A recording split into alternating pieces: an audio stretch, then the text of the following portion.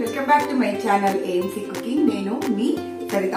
ఇవాళ మన కిచెన్ లో వెట్ గ్రైండర్ ని మనం ఇంట్లోనే రిపేర్ చేసుకోవచ్చు. అది ఎలా చేసుకోవాలో ఎంత ఈజీగా సింపుల్ గా చేసుకోవచ్చు నేను మీకు ఇవాళ చూపిస్తాను. So let's start. ఏంటి వెట్ గ్రైండర్స్ ఏంటి రిపేరింగ్ అనుకుంటున్నారా? వెట్ గ్రైండర్స్ ఏనండి మనము రెగ్యులర్ గా యూజ్ చేసే పిండి, దోశ పిండి, ఇడ్లీ బ్యాటర్ మనము ఇంట్లో రుబ్బుకుంటాం కదా, అది మనం ఇంట్లోనే ఎంత ఈజీగా రిపేర్ చేసుకోవచ్చో నేను మీకు ఇవాళ చూపిస్తాను. అంటే రిపేర్ అంటే మనకి స్టోన్స్ ఉంటాయి కదండి, అవి మనకి ఒక సర్టన్ యూసేజ్ తర్వాత అది మనకి సాఫ్ట్నెస్ అయిపోతుంది. అది మనము షార్ప్ చేస్తాం దాన్ని, అంటే మన పిండిని ఇంకా మెత్తగా రుబ్బడానికి మనం ఇంకా దాన్ని షార్ప్ చేస్తాం. ఇది సిజిల్ అంటారు. ఇది మనకి ఎక్కడైనా హార్డ్వేర్ షాప్ లో మనకి దొరుకుతున్నారు. ఇది మనం తీసుకున్నాం అనుకోండి, మనకి ఇంట్లో పెట్టుకున్నాం అనుకో, మనకి ఎప్పుడైనా ఇది యూజ్ అవుతుంది. సో అదే దీంతో అది ఎలా చేసుకోవాలో చూసేద్దాం. సో ఫస్ట్ మనకు కావాల్సింది సుత్తే అనమాట. సుత్తే అప్పట్లో మేము చిన్న ఉన్నప్పుడు రాళ్ళు కొడతామండి, రాళ్ళు కొడతాము అనేవాళ్ళు. ఈ రాళ్ళు ఎక్కడ తెచ్చి కొడతారా అనేది నాకు చిన్నప్పుడు చాలా డౌట్ ఉండేది. సో ఈ వెట్ గ్రైండర్స్ రాళ్ళు కొడతాము అనేవాళ్ళు. సో ఇప్పుడు కూడా మనం రాయి కొడతాము. ఫస్ట్ మనకి సుత్తె కావాలి. సుత్తె లేదనుకోండి, మనకి ఈ రాయి ఉంటే సరిపోతుంది. అందరి కిచెన్ లో మనకి ఉంటుంది కదండి, ఇది మనము మసాలా దంచుకునే రాయి. సో ఇది ఉన్నా మనకి పర్వాలేదు. నెక్స్ట్ మెయిన్ ఇంపార్టెంట్ ఇది మనకి హార్డ్వేర్ షాప్స్ లో దొరుకుతుంది.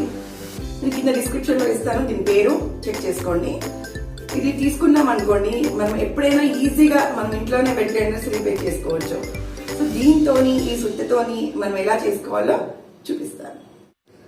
ఫస్ట్ మనం ఏం చేద్దామంటే, వెట్ గ్రైండర్ మనం ఒక కింద క్లాత్ వేసుకొని, కొంచెం మందం క్లాత్, ఇలాంటి టవల్స్ అన్నా లేకపోతే బ్లాంకెట్స్ అలాంటివి కింద ఫ్లోర్ మీద వేసుకోవాలి. ఫ్లోర్ మీద వేసుకున్న తర్వాత మనం వెట్ గ్రైండర్ కింద పెట్టుకుంటాము. పెట్టుకున్న తర్వాత ఇది తీసేయాలి పైకి మనము. సో ఇది తీసి మనం పక్కన పెట్టేసుకోవాలి. పక్కన పెట్టేసుకొని ఇది కూడా మనం సైడ్ లో పెట్టుకుంటాము. సో సైడ్ లో పెట్టుకున్న తర్వాత నెక్స్ట్ మనం గ్రైండర్ తీసుకుందాం. తీసుకొని ఈ సిజిల్ ఉంది కదా, ఇది తీసుకొని ఇలా పెట్టాలి. పెట్టేసి చిన్నగా కొట్టాలి దీంతో.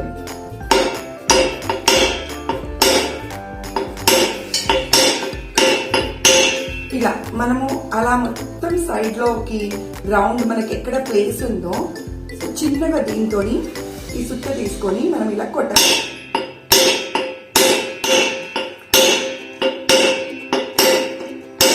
ఇక్కడ చూపించు, కిందికి చూపించు, కొట్టేది ఇలా కొట్టుకోవాలి.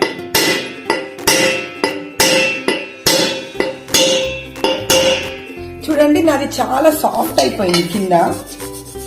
అయితే ఈ మధ్య పిండి సరిగ్గా నలగట్లేదు నాకు. సో నేను ట్రై చేసి చూశాను, చాలా బాగా వచ్చింది. సో మీ అందరితో చెప్పాలనుకున్నాను.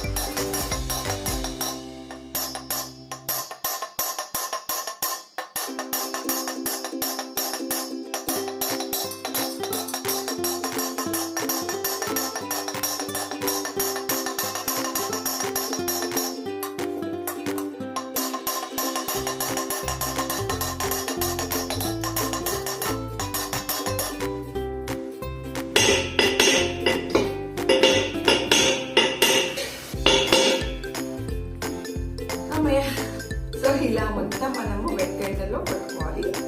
చూడండి ఇలా రావాలి. సో ఇంకా మనము కొట్టాలి.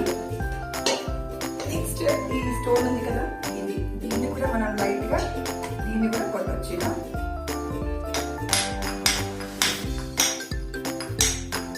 ఒక టైం పడుతుంది, ఒక 15-20 మినిట్స్ టైం పడుతుంది. కొంచెం ఓపికగా కొట్టుకున్నాం అనుకోండి, మనం ఎవ్రీ టైం మనం పిండి రుబ్బుకున్నప్పుడు చక్కగా వస్తుంది పిండి. చాలా మంది కొనుక్కుంటారు, పక్కన పడేసుకుంటారు, అది పాడైపోయింది అనేసి మళ్ళీ కొత్తగా కొనుక్కుంటారు. సో నేను 15 years అవుతుందండి అది కొనుక్కొని. సో ఇంట్లోనే నాకు అది ఎందుకో అది వేరే తీసుకుందామని అది పాడవట్లేదు, చక్కగా వర్క్ చేస్తుంది. సో దాన్ని ఇలా మనం ఇంట్లో పాత వస్తువులను పడేయకుండా దాన్ని ఒక మెమరీ లాగా పెట్టుకొని దీన్ని ఇలా కొట్టుకోవచ్చు.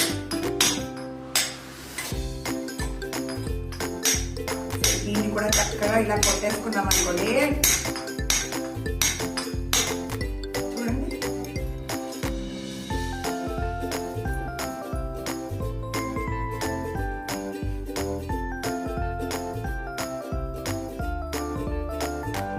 చూడండి మనం ఇంత చక్కగా దీన్ని కొట్టేసుకున్నాము.